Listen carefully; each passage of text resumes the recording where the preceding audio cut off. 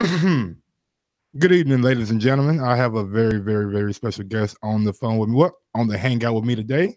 Mario Serrano. How's it going, sir? I'm doing well, Michael. Thanks for having me on. And I know you guys are probably looking like, who is Mario Serrano? Let me give you a little background on him real quick. He's a boxing publicist.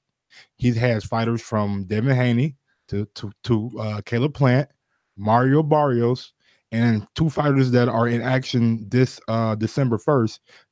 Gilbert Venegas. Yes. Okay. Yeah. And Kendo Cat- Castiana. Yes, sir. All right. Tell me a little bit about that fight that's coming up on December 1st. So that fight is happening December 1st in San Antonio. Kendo Castaneda is actually with Roy Jones Jr. He's 14-0, 7 KOs, I do believe. And Gilbert Venegas is also undefeated. I do believe he is 12-0 with 5 KOs. I could be mistaken on that one, but definitely He's 10-0 with 5 KOs. But yeah, 10-0 with 5 KOs. Yeah, and that fight's for a regional title. I do believe it's the WBA, one of the regional titles. Yeah, you normally don't see two young prospects fighting each other so young, so early. Right. Yeah. So I mean, some fighters they want to, they're not scared to be great. You know what I mean? They want to challenge themselves against another undefeated fighter, man. You know what I mean? If you want to take it to the next level and you really believe in yourself, then you got to take a fight like this. You know what I mean? And see where it leads, because you want to fight like this. It's on to bigger and better things. And I was looking at Andre Ward's Twitter the other day, and Andre Ward's a good friend of mine. He was just like, just go to BoxRec. It's all about who you fight. You know what I'm saying? Like, who have you fought? You know what I mean? You tell me this and that, but it's all about who have you fought. So you know what I mean? Well, before we go down any further, let me know. Let the fans know how you got started being a boxing publicist and how you got into the sport of boxing. So I started off. My very first client was Robert the Ghost Guerrero. And Robert ended up being a 6-time world champion. So my good friend Bob Santos, he's the one who actually got me into this crazy sport. I was an athlete in high school, played football, baseball, wrestling, all that stuff. Me and my friend Bob were tight.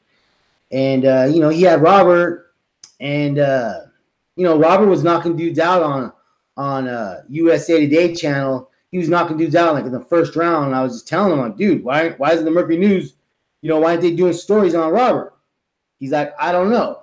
I go, well, I'm going to send him an email. He goes, all right, dude, you're the publicist. And that's how it all started. And then my email, I snatched up boxing publicist at AOL.com because I'm still on AOL, dude. Wow. When the internet was first starting, 2001, 2, 3, somewhere back then. And, my email was catchy. You know what I mean? And I was doing things a little different, man, because, I just was being creative, just trying to do things a little outside the box. So I would create databases, and I still do this today. I will go and gather up everybody's email in the boxing world. If you're a writer, if you're this or that, and I'll just throw it in my database. Sometimes in the beginning, it took a long time to build up that database. And once I got that database built, I was sending stories to all the other writers. So for instance, say, somebody from boxing team was writing a story on Robert. I would get the story and just send the link. Back then, I was just sending the link. Now I dress it all up real nice. And I would send that link and kind of was like the publicist for the writer as well. And send that story to all the other writers. And then next thing you know, all the other writers were like, well, you know what? I want to do a story on Robert. And then boom, from there, it just got, it got really, really busy because Robert was doing so well. And then it just broke off into other things. I started working for Gary Shaw. I was working for Shelley Finkel. Wow. I worked with Louis DeCubis. And now I just kind of operate, doing things for some of my solid clients like Devin Haney, Prince Ranch Boxing, Greg Hanley, and those folks. So, I've been real blessed, bro. I've just been real blessed to be in this game, to earn an honest living. And, we made it all the way to the Mayweather fight. So once you get to the Mayweather fight, you got all the contacts. Yeah, you big. Okay? And when you're a personal publicist, I always tell fighters, you need a personal publicist, because the other publicists, they're just going to do the show, the event. They're not going on after the fight's over. You know what I mean? Doing charity stuff, visiting schools and stuff like that. So, that's kind of how we started. What's the biggest difference between being a publicist when you started and being a publicist right now? Well, in the beginning, you gotta kind of get accepted from everybody. Some people don't know you, you know what I mean? You're just meeting all the people, you know what I mean? Meeting all the managers, you're meeting all the promoters, trainers. But when you're a personal publicist, you're like in the mix of everything. For me, that's I don't know if everybody else is like me, but I'm at the gyms, you know what I'm saying? I'm at camp, you know what I mean? I'm just going to the shows, and I'm just trying to be entrenched inside the trenches of this game. So it's a little different for me. I write my own press releases. It's a little different when you first started, but now that I got a nice little formula, I kind of just roll. I work directly, with Kelly Swanson, those folks, and I just try to treat everybody the same, you know what I mean? Like Ness, for instance, back when he was first starting, I would just always try to get people on the show. Like, to me, for the fighters, you gotta practice, dude, doing interviews, you know what I'm saying? You know what I mean? You don't want to sound boring. You want to smile when you're talking, you know what I mean? Like, you just gotta have little tips on what to say and what you're talking about. You know what I mean? Some fighters are real boring when they talk, and my job is to try to teach them how to spice it up and sound excited, you know what I mean? So, there's a lot, and a PR person could always be doing something every day. How has the influx and the influence of social media affected your job and how you do it? Well, social media has been a big help for everybody. I'm really more big on Facebook, just because I'm just an older guy. Twitter and Instagram, like, it becomes a lot, you know what I mean? So I try to just make sure my email blasts are really nice and that they're sharing them. The fighters are sharing them. But, it's great. You know what I mean? Like Devin Haney, dude, he's got like 230,000 followers on Instagram. You know what I mean? So, I'm just trying to set these guys up with nice interviews and just getting them on, you know what I mean, on these shows with all these guys. Even if it's just a little podcast, I ain't tripping, bro. I want these guys to learn how to talk. And a lot of times these fighters, they want to speak. They want to be heard. So absolutely. Speaking of Devin Haney, what's the biggest thing you see? Well, the easiest thing about working with him, and also the hardest thing about working with him. Devin's real cool, man. He's real chill. His dad, Bill, real cool, man. They're like, they're on it, man. They're professionals. You know what I'm saying? I really haven't had too many issues with Devin, man. He's on it. You know what I mean? Great kid, great fighter, man. Talented guy. I got a question for you. I seen Devin Haney about 3 years ago, and he was on the Breakfast Club. How did y'all manage to do that? Well, his dad comes from the music industry. Oh, okay. I got a lot of connections. I got some connections. I've been trying to get him on, big shows, TV shows here, there locally and whatnot. But his dad comes from the music world.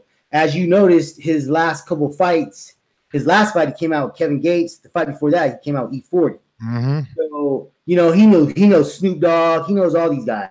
Chris Brown. He's he's dating Black China. I don't know the whole details about that. But, she was ringside, man. That's all I'm saying. She was ringside. Yeah. She could have been a guest. She could have been a guest. Yeah. So, these are, Devin's got a good thing going on, man. All these guys got They're special stories. Caleb Plant, Mario Barrios. I was gonna get to Caleb next. Talk about Caleb. Like what are some like Caleb's story? Like the whole thing. The whole thing. His daughter passing away and all that, man. Like he has a incredible story. So let's talk about how you guys are like trying to like market him. With Caleb, man, yeah, his story is unbelievable. I don't know nobody in boxing, nobody has gone through what he's gone through. When you lose a daughter in your 20s, when she was like 18 months old, that's very, very deep, man. That's very, very touching. That's emotional, man. So Caleb's a very, very emotional guy too, man. He's real, dude. He's real dude, bro. Caleb is. I had the pleasure of meeting him in Vegas when we had a show at the beer house. Yeah. Right. Yeah. Caleb. Just like all of them, dude. They all got that junkyard dog in them. But Caleb comes from extreme poverty, man. You know what I mean? He grew up real poor, like extremely poor. So with him, losing ain't an option. So in his mind, he's got crazy confidence. All these guys do. You know what I mean? To be at that level, you got to have confidence, dude. So I think with Devin, Barrios, Caleb Plant, I mean, these guys are so confident. They believe themselves. They're seeing themselves as world champions. You know what I mean? So I'm betting and hoping that these guys all become world champions in the near future. Yeah, Caleb definitely has a crazy story, bro. How did you get those two fighters on the Facebook Fight Night Live? And will you have more fighters that will be fighting on that? So this is a co-promotion. So I work with TMB and PRB Entertainment, okay, which is an outfit out of San Antonio. Rick Moronis, Alice Dragetsky, Greg Hanley. Those are my people. And we've been doing shows over there, dude, for the last year, a lot. This, I think, will be our 5th show, I do believe. Wow. But this is a co-promotion with Roy Jones Jr. So Roy Jones Jr. is the one that brought this element to this show, which is this, Fight Night Live. Okay. And before we were streaming, we were getting all our fights streamed on KSAT and sharing the embedded code with everybody. You know what I mean? So either whether it's with Fight Night Live or with KSAT, everybody's starting to stream these fights now. You know what I mean? Absolutely. Let's go to Mario Barrios. What kind of promotion stuff is next for him? Guy looks like. So Barrios, I do believe is probably going to be that. He's going to be. Yeah, he's from San Antonio. He'll probably be back in the ring early 2019. He's right on the cusp, fighting for a world title at 140 pounds. He's a big boy though, man. Like he's 6'1". You know what I mean? So fighting at that weight, he needs to probably win a title and move up because he's really big guy, man. And his sister is no joke too. Yeah, I seen her, Selena. Selena Barrios. Yeah, she's badass too, bro. Was there any interest in Mario going into the WBSS before, like when it was started? No, I don't think there was because Barrios, he was still 6 feet tall, man. And when he was fighting at 130 pounds, like it was crazy. I think we all kind of realized that, dude, he can't make that weight no more. And that was about 3 years ago. He fought on ESPN, won his fight, but he was totally drained, man. So we're like, let's move up. Let's skip 35s and go straight to 40. And, that's where he's been these last few fights. And he's got all knockouts in a row. Mm-hmm. So, he's with Virgil Hunter. He's right there. Everything's good. I think a few more fights at 140, step ups, and then he'll be ready. You know what I mean? And big shout out to Virgil Hunter, one of the best trainers in boxing that don't get the recognition. Talk about Selena Barrios. I know you were bringing up. Selena's special, man. She's an aggressive fighter, very nice, kind-hearted person. What weight class? Doctor. They're all her and Mario are real kind-hearted. But dude, when they get in the ring, they got that switch. Her especially. What class is she? Killer, bro. She's a killer. You know what I'm saying? What weight class is she? She's 135. Oh, so she's close to. She's the NABF champion. She Ooh. could fight Katie Taylor. She could fight. She beat Michaela Meyer in the amateurs. Okay. So Okay. her story is pretty crazy, dude. Because in the amateurs, she was like 80-3. That was her. She beat the top ranked chick, Michaela Mayer. Yes, dude. When she was like 15 or 16 years old. Wow. Yeah, dude. Yeah. So So Mary has looked sensational her last couple of fights. So yeah. that's a big So statement. when they were amateurs, dude, she was like 16 years old. Michaela's older than her. Wow. And they fought. She beat Michaela, and then she moved on to like another tournament, or even in that same tournament, I'm not sure exactly, but she fought Blair. I forget her name. She was the top. She got robbed. Basically, she got robbed on her way to the Olympics, and she quit. She got mad, and she was out for 5 years, bro.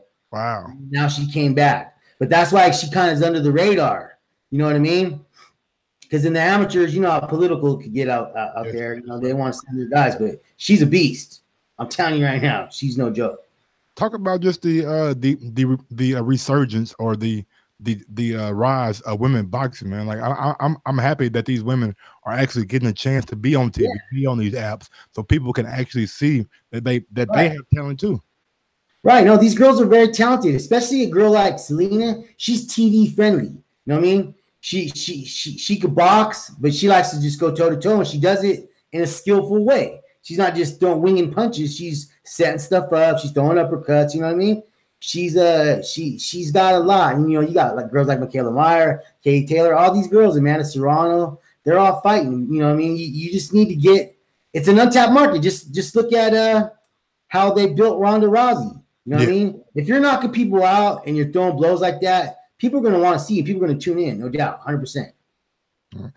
Let's move on to Rudy Puga Jr. Yes, Rudy Puga has been out. He was signed at 8 KOs with a record like that. He's going to be fighting December 1st, actually, on that card. Okay. He's been out for a while.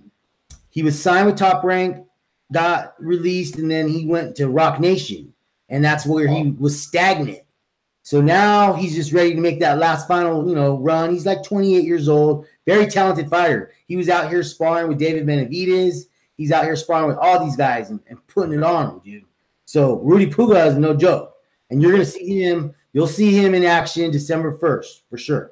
On Fight Night Live. Okay, got you. Kai Brooks, 4-0 with 3 KOs. Yep, these are all Prince Ranch boxing fighters. Kai Brooks, 4-0. Young, hungry fighter, still learning. Trains with Bones Adams over here in Vegas. Got fast hands, punch, you know what I mean? Big guy, 6'4". So he's coming in his own, still young. We're just building him, letting him rise up the ranks, you know what I mean? Trying to keep those guys busy, you know what I mean? Looking at the landscape like Showtime, DAZN, ESPN Plus, ESPN, is there like a particular or a avenue that you want to like have your fighters, well, not your fighters, but have your clients like on to like get better notice? Honestly, I don't mind either of those outlets. I work real close with PBC because Louis DeCubis is my real good friend, and Louis DeCubis is Arizlandi Lars manager. He works real close with all the folks at PBC. So that's I work a lot with those cats, a lot of Showtime guys. But whatever is going to bring the most publicity. All these platforms are great. You know what I mean?